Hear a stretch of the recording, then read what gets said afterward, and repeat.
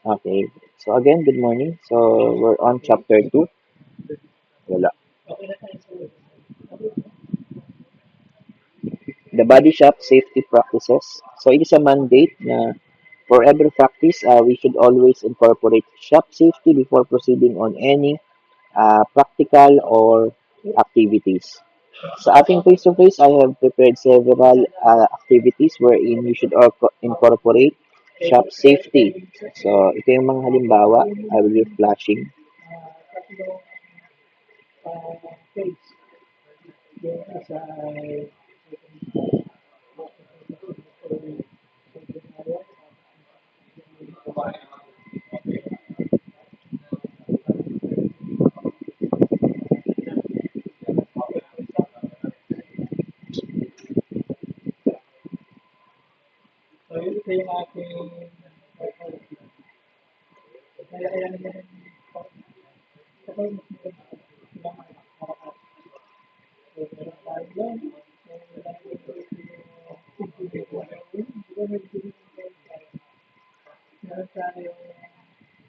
Okay, so I have a lot of modules and manuals here.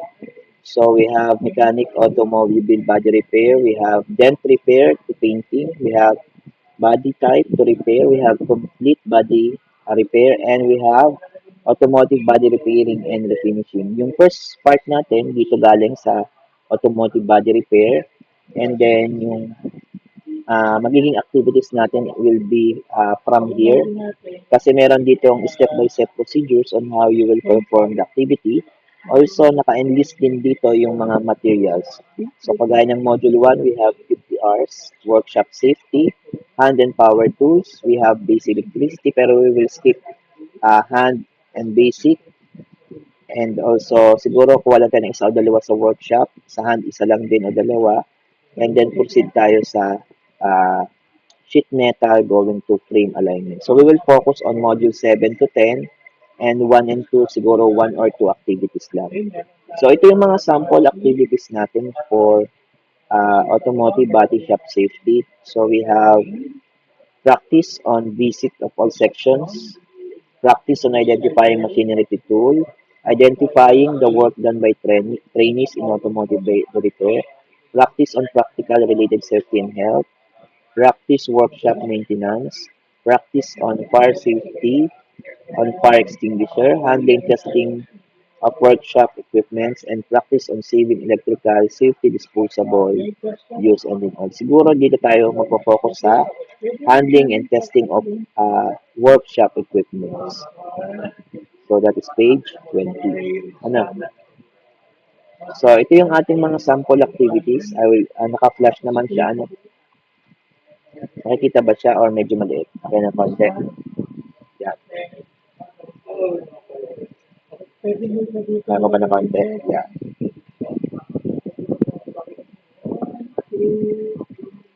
Imagine ano, so sa automobile body repair and painting pa lang as you can see, we must incorporate a very bigger hours pero sa atin 4 hours lang ano. Okay, wait lang ha. Medyo mabagal.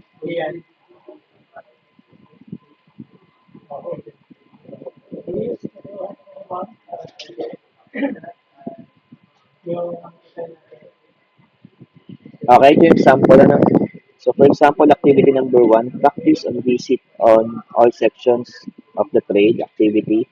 So, ano dito ay familiarization with institute, job opportunities in the automotive sector. So, yung requirements natin, training school kit, organized chart, LCD projector, equipment, computer with projector, video screen, smart classroom. Materials, we have chalk piece, soap oil, cotton waste, notebook, and pen pencil. So, ang procedure, so siyempre, familiarization with institute, prepare the smart classroom, check the computer function, give introduction to the trainees, explain the importance of YouTube, explain, and then activity to task 2. So, ang gagawin ninyo, you will enlist the automotive repair trainees can get number of job with the organization with the name of the organizations and get job. Ask the trainees to write job opportunities in table and check it with instructor. For example, table, vehicle, automotive body shop, anong nature of job, body filer, remedies. So, yun. And then turn activity number 2, yeah. Alagay din yung procedures. Take the participant around the workshop, identify the major workshop, explain the constructional features, explain. Ayan. And then you will identify uh, component tools and functions. Yan. Alin yung fig handle. Yan. Arc welding machine, oxyacetylene. Alam ko naman may mga background ako dito. Ano? And so forth. So yan. So we had a lot of activities here. So parang sa kita ko sa isang semester hindi siya kayang tapusin. That's why we will choose lang kung ano yung necessary sa atin. Siguro sa safety, mga isa lang, sa tools isa lang din. Tapos we will focus na agad din sa body repair kasi medyo task at saka mahaba-haba yung activity. Okay?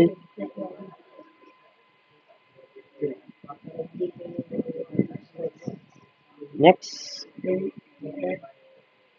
the automotive body shop practices.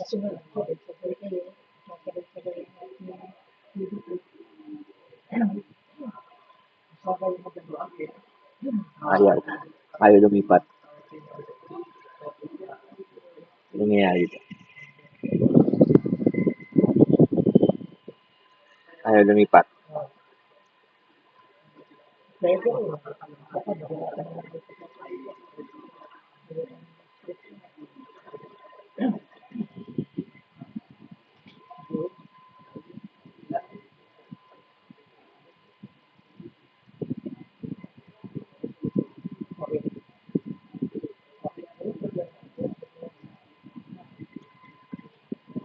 Okay. So, at this juncture, ang focus natin is tawag natin, we must describe the various safety practices that should be followed in an automotive body shop.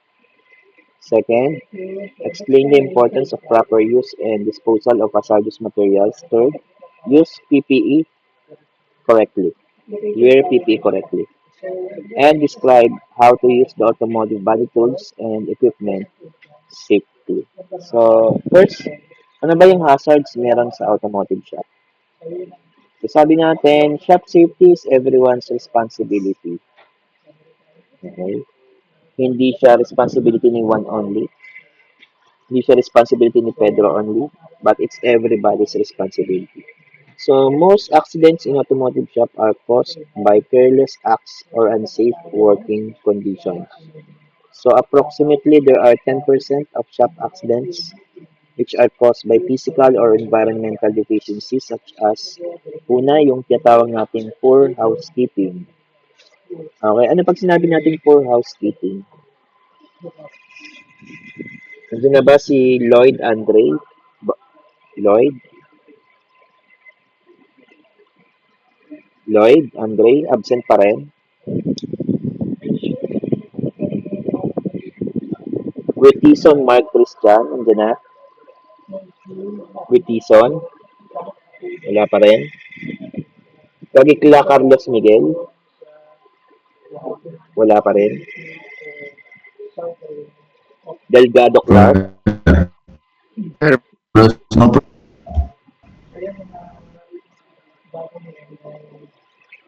Delgado? Si Kagikla nandiyan na? Carlos Miguel? sir, present na po. Okay, si Delgado Sir, Clark nandiyan na? Witison po present. Witison. Delgado nandiyan na? Wala?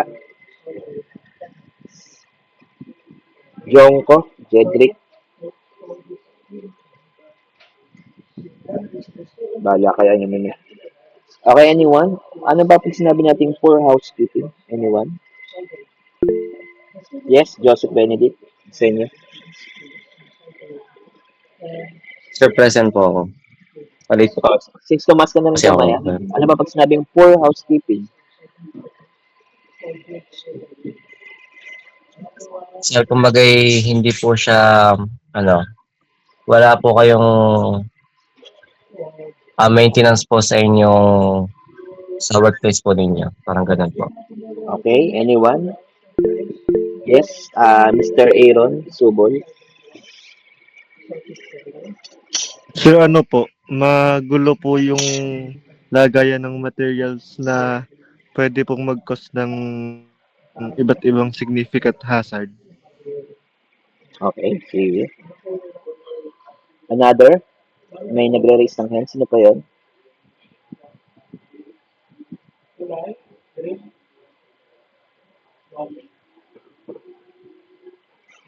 So, di ba pag sinabi nating housekeeping, it is aggregated or related to yung tinatawag nating 5S. So, kailangan meron tayong sorting, meron tayong housekeeping, meron tayong organization, meron tayong cleaning, meron tayong inspection. So, related to 5S. Anong housekeeping? In short, kailangan organize yung lugar, malinis, segregated, sorted, in proper place. Ano, that is part of a housekeeping. Also, insufficient guarding yung mga gamit walang bakod. That is considered potential hazards. Defective equipment, improper working conditions, or improper dress. Kailan na natin masasabi na improper dress yung isang empleyado? Kailan natin masasabi na improper dress? Anyone? Kailangan nyo sumagot para mag-station kayo. Yes, Aaron? Sir, pag kulang po sa PPE. Okay, pwede pag kulang sa PPE. Yes, Mr. Dalisay. Darwin.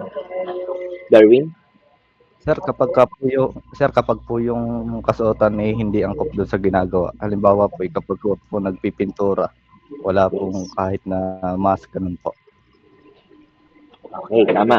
Yun po, sir. Tama si Mr. Dalisay.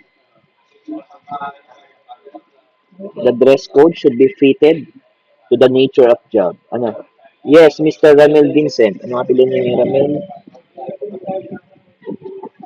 Sir, kapag Yes. po defective na po yung ginagamit ng mga PPE po. Kapag Defective na po yung PPE na ginagamit.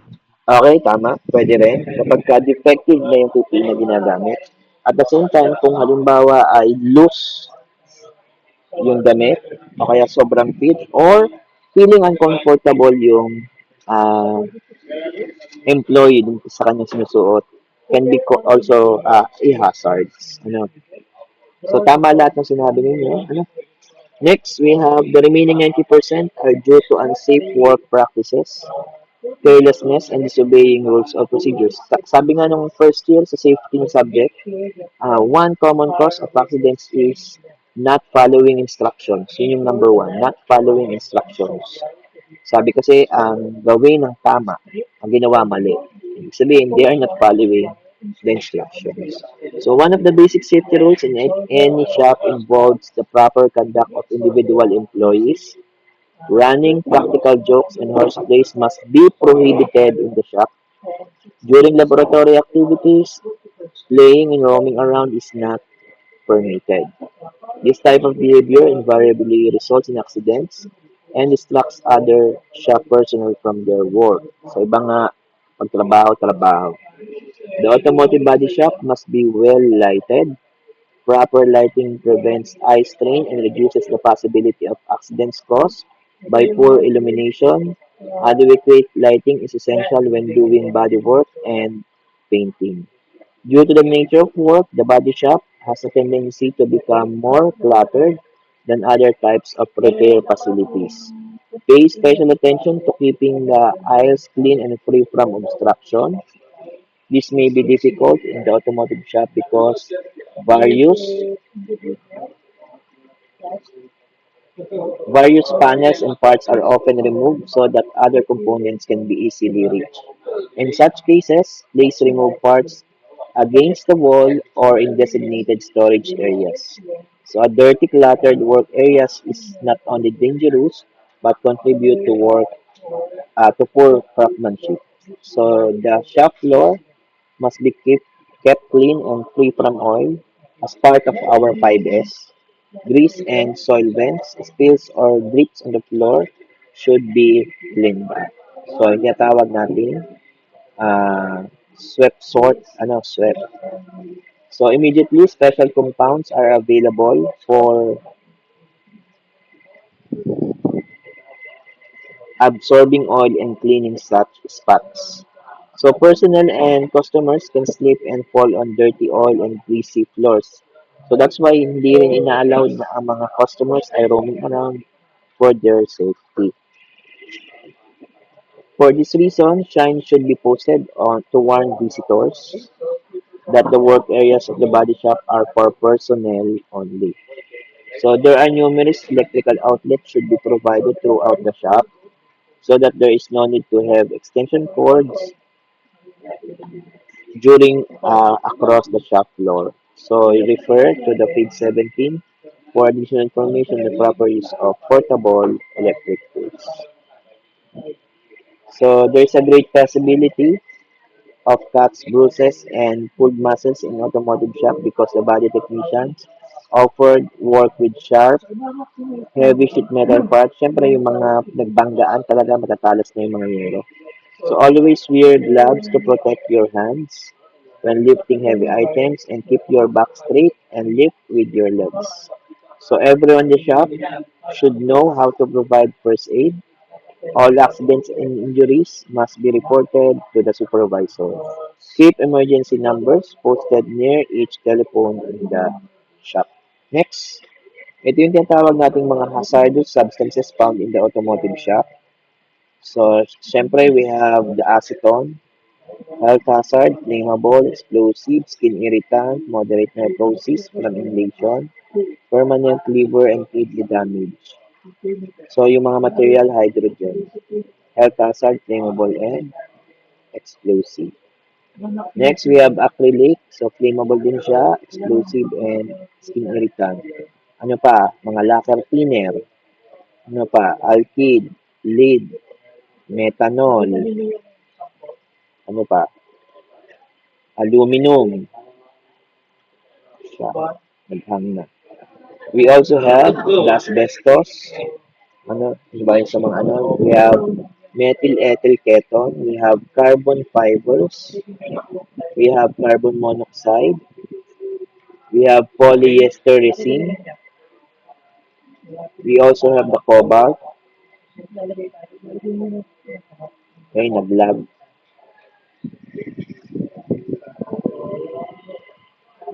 Pag TPDF, naglalag.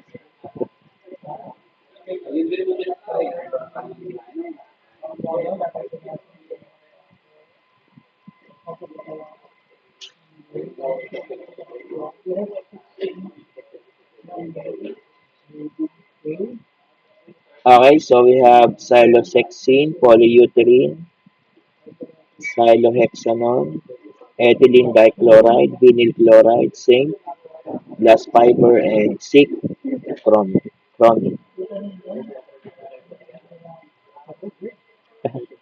Naglalag.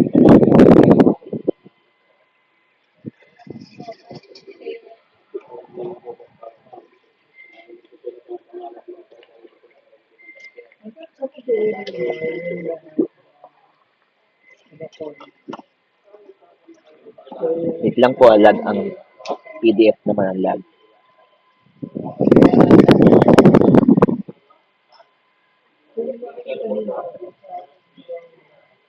Yung PDF naman ang ayaw lumipat. Okay, next.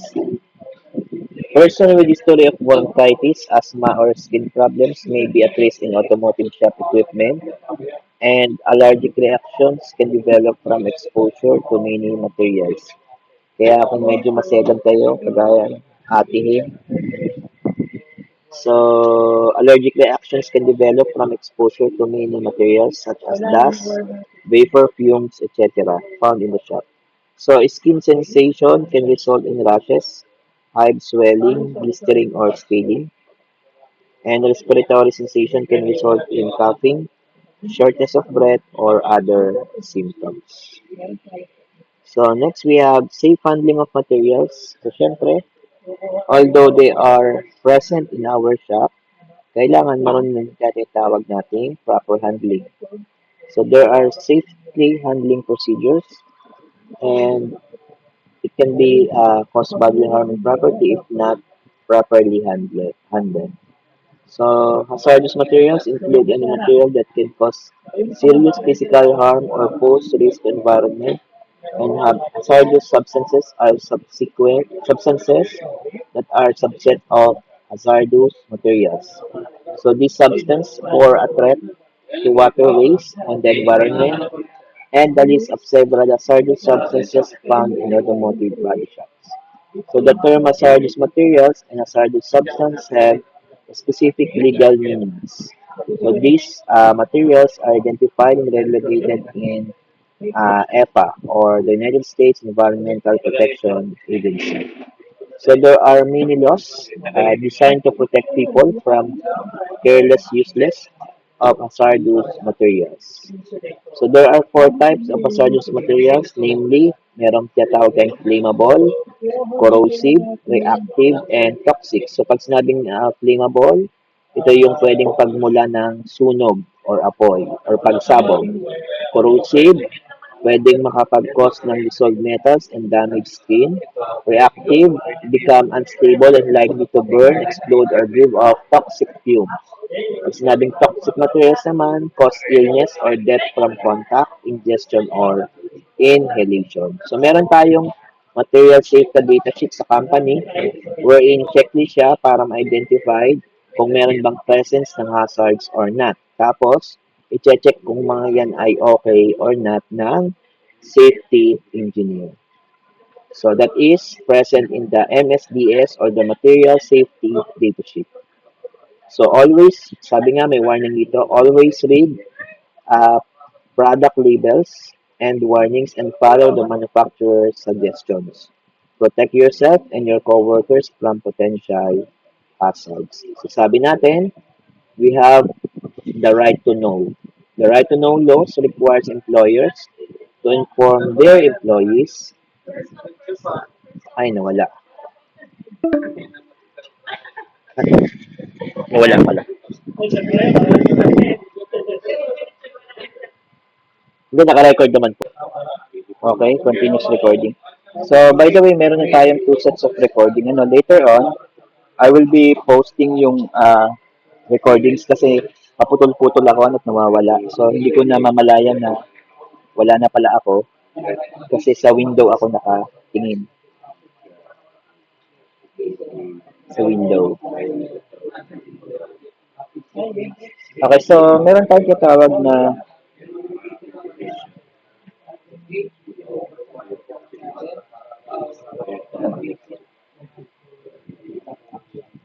meron tayong right to know laws. So, in right to know laws, it requires employers to inform their employees about the hazardous materials used in the shop and teach them to take the proper safety precautions when using these products. So, every employer must make certain that hazardous materials are properly labeled and they must document the fact that their personnel have been trained in the use and handling of hazardous materials. So, ibig sabihin, if you're working sa company na merong hazards, kailangan properly inform ang iyong mga empleyado dun sa mga potential threats and hazards. Kasi mamamatay na pala sila pagka ginamit nila yun, hindi pa nila alam. Okay, so, kaya meron tayong right to know. So, at the same time, employers are also responsible for keeping up-to-date material.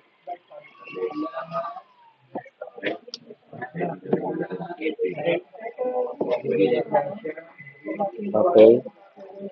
Sorry. Employers are responsible for keeping up-to-date material safety data sheets or the MSDS, and there are set sheets which are available from paint and chemical manufacturers for every substance they produce. So each MSDS should contain 9 sections. So kailangan merong chemical identification, hazardous ingredients, physical data, fire and explosion data, health hazards, and reactivity data. Also, we have storage and disposal procedures, spills and leaks, and protective equipment. So all personnel should occasionally review MSDS as sample in the figure 2-2. So if there are fire dangers, the use of combustibles such as volcanic organic compounds present fires and explosions should be identified. Ano? Next, as you can see the picture, ito yung ating two methods of transferring flammable liquids from drum to a portable safety can. So we use this around 5 pound 5, and then we use the transfer pump, and then we have the safety can.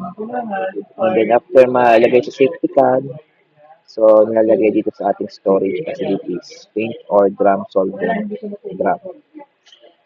Okay, ito naman yung ating dirt and oil rags should be placed in specially well-designed cans to prevent ignition or waste from spontaneous combustion on outside sources. Next, i-skip na natin yung iba ha, kasi yun naman ay discuss na dati. Danger of fire, alam na naman natin yan. Portable fire extinguisher, yung classes ng fire extinguisher, alam na naman natin yan. So, skip na natin. Hazardous waste are discarded materials that pose a risk to human or the environment. So, the EPA established rules prohibit, and then kailangan meron din tayong mga signage na ganito. No smoking sign should be posted throughout the shop. Also, okay, sorry, naglalag ulit.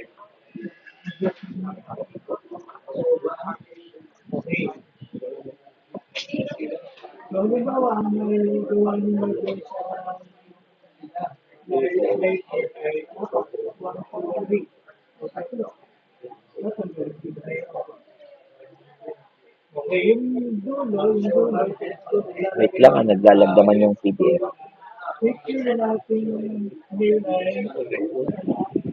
Ay, gumalaw.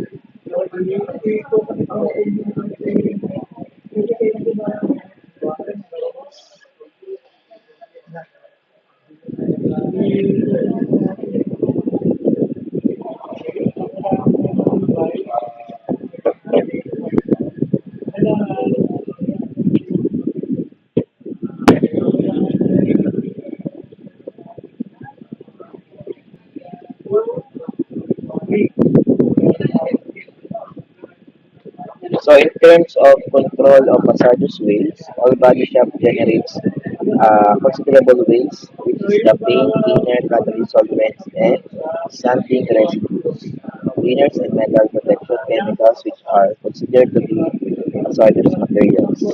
In that case, when the technician disposes of these materials, they become hazardous waste. So it is kailangan meron tayong tawag na social responsibility in disposing these type of materials. So recycling and proper disposal are the only two legal methods from eliminating of hazardous materials as what is stated in RCRA or Resource Conservation and Recovery Act, which was passed to enable EPA to control and manage hazardous waste generators. So there are three categories of hazardous waste generators. Una, conditionally exempt waste generators produce under 100 kilograms of hazardous waste per month. And then kapag ka naman, small quantity waste generators, if you produce 100 to 1,000 kilograms of hazardous waste per month. So kailangan meron ka na waste generator. Next, large quantity waste generators produce more than 1,000 kilograms of hazardous waste per month. So most automotive body shops fall into conditionally exempt generator category. If you generate fewer than 100 kilograms, it's about 220 pounds or 25 gallons of hazardous waste, and more than 1 kilogram, about 2 pounds of accurately hazardous waste per month. You are conditionally exempt generator and federal hazardous waste required to the body. Una, identify all hazardous waste generated. Second, send hazardous waste to appropriate waste facility and dispose of waste before accumulating more than 1,000 kilograms of waste on your So medyo tasky kapag marami kang nagre-produce ng waste. So sa Pilipinas naman, hindi siya extended limitations. Pero very eliminate sa mga company sa so na hindi sila nakaka-produce ng ganun karami aside materials. Next, proper hazardous waste management involves good housekeeping. Always use as many times as possible before discarding them. This will help to reduce the amount of waste produced by your shop. When discarding waste, cook it to reduce potential hazards if possible. Recycle or reclaim all hazardous waste and remember not to mix non-hazardous waste with hazardous waste. And doing so will make recycling more difficult and disposable more expensive. So far, do you have questions? Ano naman po, sir? Kaya naman.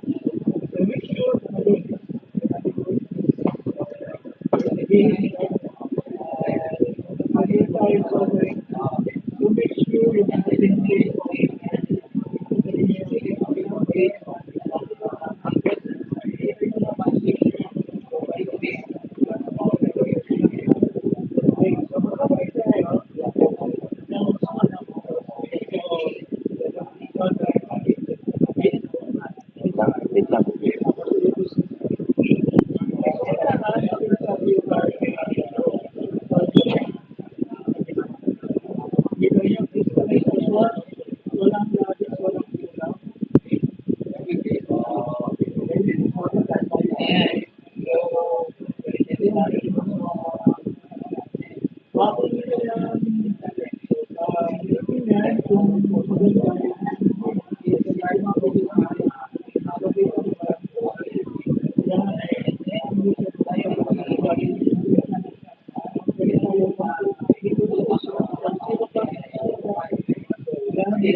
Okay, so let's proceed. Sorry.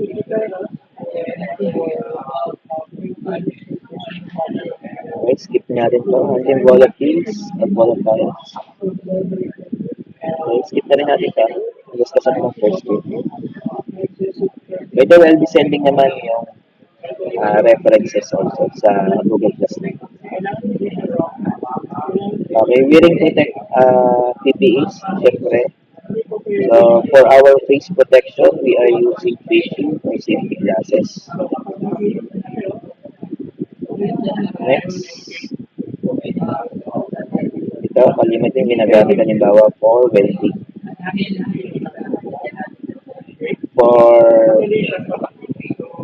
For also for ears, we are using ear muffs. Ano? The ear should be protected when grinding, pounding, or working in areas where noise intensity may exceed allowable limits. So depending upon intensity, frequency, and duration, noise at level of 85 decibels can lead to hearing loss. So 85 decibels pataas, pwede na mag-cause na hearing loss. Permissible noise exposure levels are shown to be 2-11. Excessive and extended noise can affect hearing. So damage frequently occurs gradually and may not be noticeable hanggang severe. Minsan kasi pag nasanay na ang tayo, natitingin na talaga. Okay, for body protections, we have barrier creams.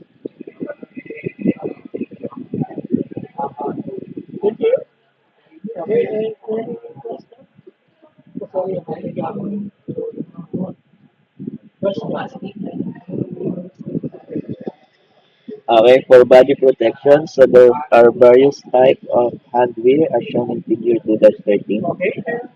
So we have the hand cream and the netting gloves. So barrier creams may provide some protection and shield the skin, but they should never be used as a substitute for gloves. So pwedeng gumamit ng hand cream. We have the nitrile gloves are commonly used when working with paints, solvents, and catalysts and filers. So leather gloves offer protection from hot spots and molten metal when welding or cutting. So kapag body repairing painting, hindi ang ating ginagamit ay nitrile gloves. To minimize the possibility of absorbing hazardous material into the skin. So, figure to the stand, this iPad system can be connected to standard faucet. So, ginagamit naman ito kapag tayo, halimbawa, accidentally natapunan yung ating mata. So, we have the permissible noise exposure levels. So, ito yung permissible noise exposure natin.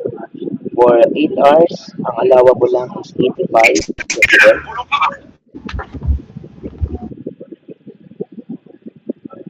And for 6 hours, we have 92. For 4 hours, 95. 3 hours, 87. And 1/4 or less, 115. So, allowed naman yung mataas na uh, decibels provided na we expose in a certain minutes lang. So, pagka medyo mataas, so may tendency na tayo mabingit. Ano? And then, body always wash hands thoroughly. Okay, so we also use safety shoes. Ano? Most automotive body personnel prepare to wear long sleeve shirts and long pants. Okay. These items permit adequate mobility and provide, yeah,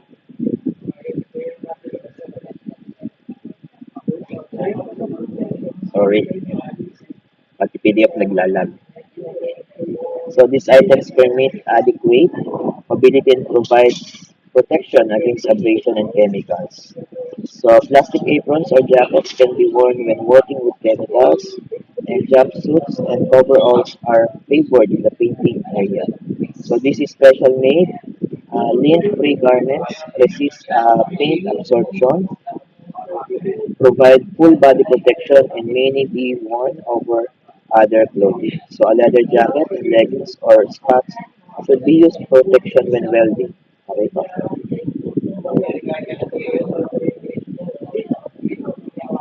Care must be taken when working around engines or rotating equipment. Loose clothing can become tangled in moving parts, and neckties should always be yan. The painter is wearing protective coveralls and rubber gloves. Ito naman, welder should wear protective welding jackets, gloves, and spats, and the jacket, gloves, and spats are often made of leather. Para nila, basta masunog. So, another, yung tawag natin hard hat. A hard hat can help protect head from abrasions, hard sparks, and chemical sprays. For respiratory protection, we use ventilation or exhaust fans to protect the automotive worker from airborne hazards in the shop. Also, air purifying respirators can be used. Also, we have canisters are designed to remove specific vapors and gases. We also have the atmosphere supplied respirators, which is another type of respirator. Next, we have self-contained respirator. Self-contained respirators are rarely used in the automotive shop. Nevertheless, compressed air, self-contained equipment provide excellent protection as shown in figure 2-16. Ito yun. So, yung letter A, yan yung air purifying respirator. Yan. Parang sa mga palabas. Yung letter B, yung atmosphere supplied respirator. Ito. Atmosphere supplied respirator. Yung letter C, ito yung hood respirator. Parang maganda to, hood. And then yung letter D, dust mist respirator. Yan. Okay po. May question sa mga respirator? Questions po? Wala. Wala po. Next. Safe use and care of tools and equipment. So, syempre, our idea here is never use shop tools and equipment without a thorough understanding of the proper operating techniques and safety precautions of the specific tools and equipment. Always follow the manufacturer safety recommendations and procedures. Large equipment such as compressor, paint guns, vacuum cleaners, solvent recovery systems, and welders is generally provided by the shop owner. Safety precautions concerning specific tools and equipment will be discussed in greater detail as they introduced in later chapters. Automotive body repair work is frequently performed with the car raised on jacks, lifts, or stands. Make sure all lifting equipment is in safe operating condition. Kaya di ba ngayon yung mga nababalita na biglang bumagsak yung kotse under nasa lifter. So dapat bago gamitin yung lifter, kailangan thoroughly inspected yung lifter and thoroughly maintained. Thoroughly maintained. So if a floor jack is used, see the handle does not protrude into an area where it could cause someone to trip. So kailangan stable din yung jack kasi baka biglang nabagsak na pala. So jack stands must be used when working under services. If lifts are used, make certain that the hoist place and lift pointings are kailangan properly mounted dun sa jacking points. So pagka nagkamali ng jacking, sira ang body. Make certain locking devices are engaged before working under any vehicle.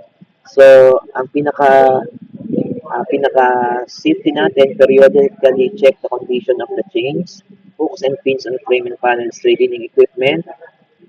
Check din yung leaky hydraulic, baka may leaks na, and pneumatic tool should be repaired immediately. So oil spills can cause extremely slippery floor conditions.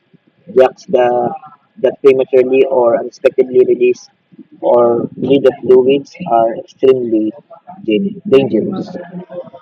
Also, you must clean dry compressed air is necessary to power pneumatic tools. So any compressed air used for cleaning purposes should be set at a pressure below 30 psi. High pressure compressed air can be blow particles at such a high speed that they will puncture the skin.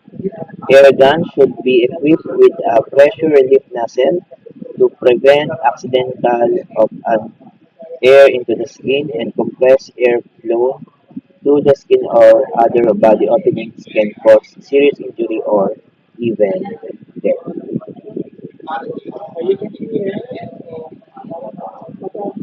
So make sure that all portable tools are grounded with a third wire. Okay, machine guarding is also important. Automotive body personnel should purchase their own hand tools, and technicians should generally take care of their personal and company tools. Also, a reminder, you should always use high quality tools to make it last for a lifetime.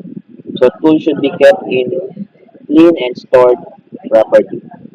So some body shops provided employees with a tool allowance which can be used to purchase special tools and replace broken or worn tools. Other shops provide employees with expensive tools and specialist equipment, and defective tools and equipment should be removed from service immediately.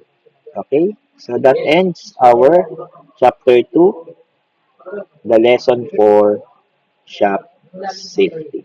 Okay, and then merong activity dito sa face-to-face na lang. So, chapter 3 na tayo. So, the automotive body tools or automotive body construction. So, I think I have a recording for this. So, at this part, I will post the recording again. Ano? And then later on, I will be posting